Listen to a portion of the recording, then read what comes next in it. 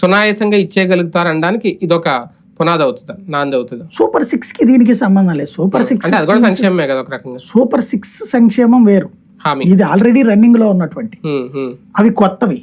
కొత్త దానికి లబ్ధిదారులను గుర్తించాలా, ఎంతమందిని గుర్తిస్తారు అవన్నీ లెక్క తేలాలి.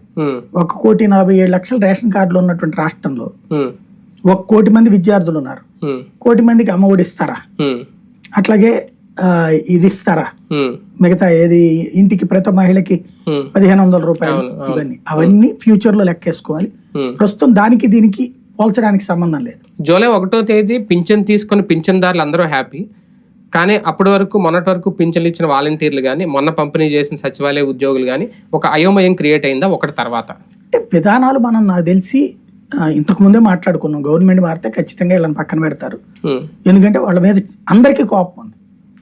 అంటే వాస్తవంగా వాళ్ళ వలన జగన్కి ఓట్లు పడతాయి అని వాళ్ళ భ్రమ అనేది తేలిపోయింది కదా. పడుంటే జగన్ గెలవాలి కదా వాలంటీర్లు అందరూ కూడా. మరి వాలంటీర్లు వైసీపీకి ఓట్లు ఇచ్చినట్ట. కానీ 2 పార్టీల రాజకీయాల మధ్య వాలంటీర్లు నలిగిపోవట్లేదు.